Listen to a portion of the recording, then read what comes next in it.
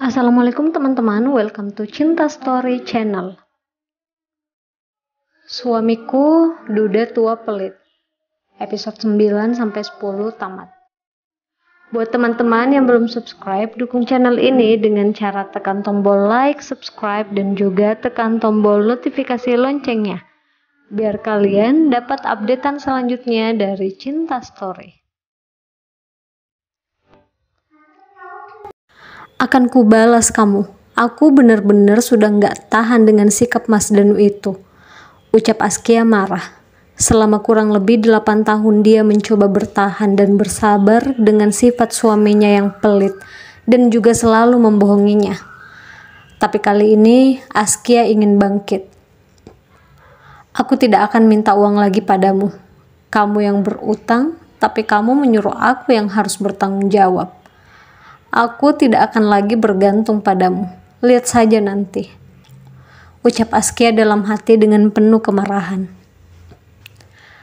Dalam waktu yang singkat, Askia kembali membuka warung makan. Beruntung, peralatan warungnya yang dulu masih ada.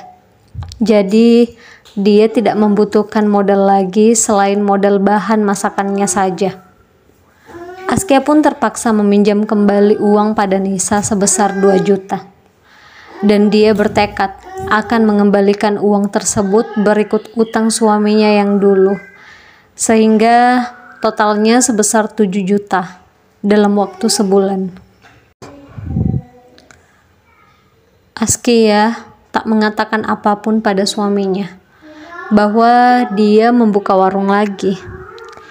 Tapi Askia juga berpura-pura bersikap seperti biasa, seolah tak ada masalah apapun di antara mereka. Padahal dalam hati Askia sudah merasa sangat muak. Hari itu, saat Askia pulang dari pasar, setelah berbelanja kebutuhan warungnya, dia tidak sengaja bertemu dengan iparnya, yaitu adik suaminya yang bernama Mirah. Usianya lebih tua dari Askia, sehingga Askia memanggilnya dengan sebutan kakak. Habis dari belanja ya Askia?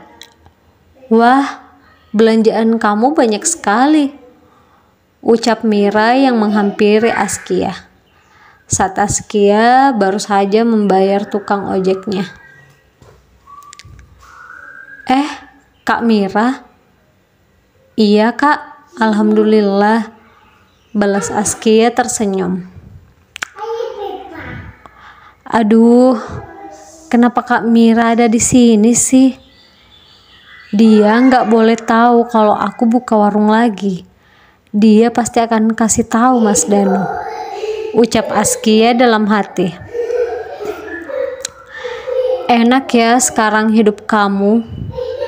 Mas Danu sudah punya gaji besar. Jadi, kamu bisa puas belanja apapun. Kemarin aja aku dikasih 2 juta. Aku dengar-dengar, dia juga kirim ke Caca, anaknya tuh 2 juta. Kami aja dikasih segitu, apalagi kamu ya yang istrinya. Pantas aja kamu belanja sebanyak itu, ucap Mira lagi. Apa? Mas Danu kirim uang ke adiknya dan juga anaknya itu masing-masing 2 juta.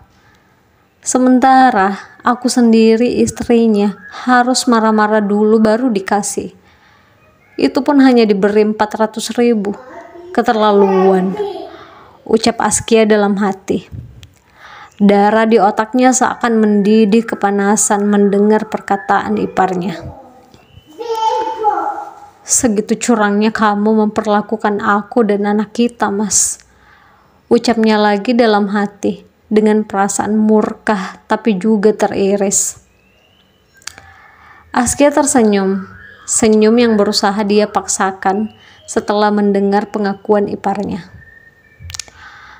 Alhamdulillah kalau Mas Danu kirim uang ke Kak Mira, berarti dia ingat sama adiknya kan?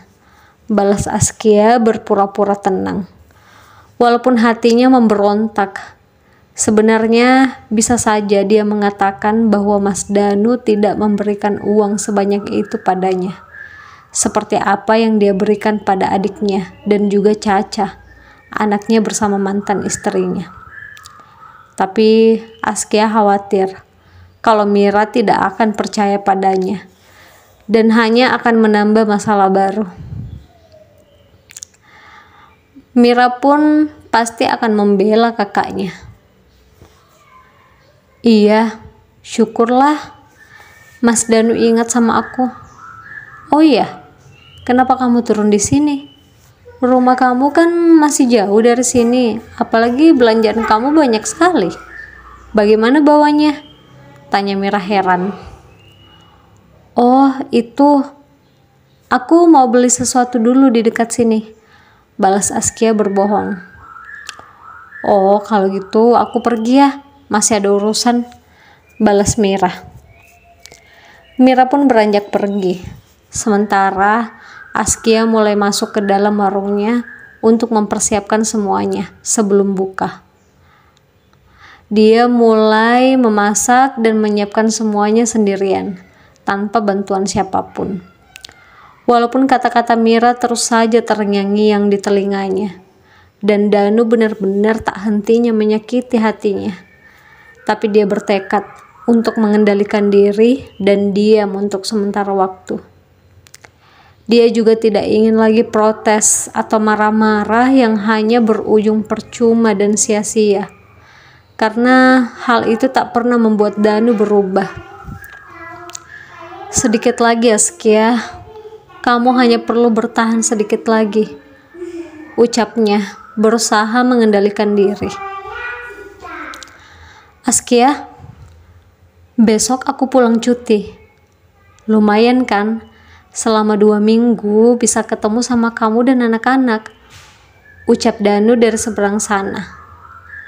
Mendengar kabar itu, Askia berpura-pura merasa senang. Berpura-pura seperti biasanya seolah tak terjadi apapun. Kenyataannya dia tidak senang sama sekali. Bahkan dia sudah tidak ingin bertemu dengan suaminya itu. Berbagai macam perlakuan tidak menyenangkan yang selama ini Askia dapatkan.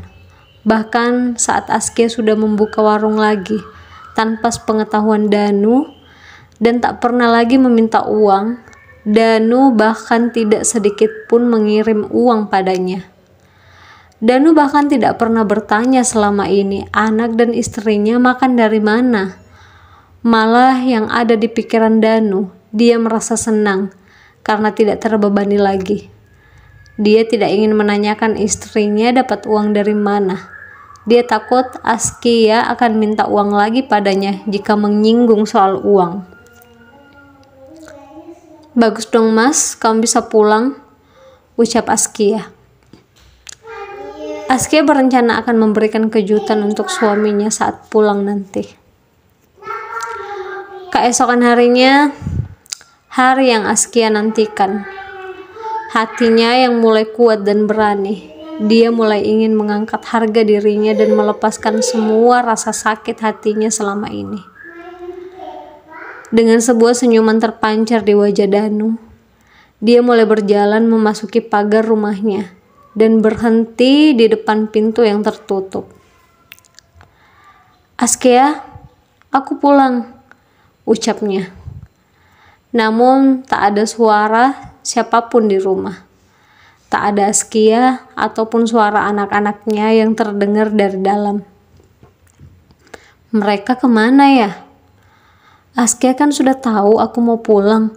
Bukannya menyambutku dia malah gak ada, tanya Danu heran. Pak Danu, cari Askia ya pak? Tanya seorang ibu tetangga yang lewat di depan rumah Askia. Iya, ibu tahu istri sama anak saya di mana? Paling mereka di warungnya pak, di jalan poros depan tuh, dekat masjid besar itu, ucap tetangganya itu. Apa? Askia punya warung? Lah, emang Pak Danu nggak tahu? Kan warungnya sudah jalan hampir 3 bulan ini. Oh, oke, saya ke sana saja. Makasih ya, Bu. Balas Danu. Awas kamu Askia, berani kamu menyembunyikan ini dari saya. Beraninya kamu melakukan hal yang aku larang. Danu dengan penuh amarah menyimpan kopernya di teras. Kemudian naik ojek menuju warung Askia. Bahkan tukang ojek itu pun tahu karena dia juga termasuk orang yang sering makan di warung Askia itu. Hal tersebut membuat Danu semakin murka. Sesampainya di sana, Danu langsung masuk ke dalam dan menghampiri Askia yang sedang memasak di sana. Sejam lagi warungnya baru akan dibuka. Sehingga Askia dengan cepat mempersiapkan semua menu makanannya. Askia, kita perlu bicara. Tutup warung ini sekarang, pinta Danu marah. Apaan sih mas? Kamu baru datang langsung marah-marah begitu. Kamu gak lupa kan? Aku pernah bilang apa? Aku melarang kamu buka warung makan. Kenapa sekarang kamu buka warung lagi tanpa pengetahuan aku? Berani kamu ya menyembunyikan semua ini dari aku? Mau membantah kamu jadi istri? Aku ingat kok mas. Tapi aku memang sengaja. Aku tidak ingin menutup warung ini sampai kapanpun. Dan mulai sekarang, aku tidak ingin menuruti apapun yang kamu katakan. Balas Askia tegas menatap tajam Danu. Askia, aku ini suami kamu. Beraninya sekarang kamu bicara seperti itu di depanku. Teriak Danu. Askia tak peduli. Dia pun mengambil sebuah kertas yang dia simpan di sebuah laci, kemudian memberikannya pada Danu. Apa ini? Tanya Danu. Surat cerai kita. Aku sudah tidak sudi menjadi istrimu lagi. Balas Askia tegas. Danu mendadak panik saat membaca isi kertas tersebut. Askia, kita bicarakan dulu semuanya. Salah aku apa? Aku akan berubah. Tanya Danu berusaha memegang tangan Askia. Tapi Askia langsung menghindarinya. Kamu tanya salah kamu apa? Banyak.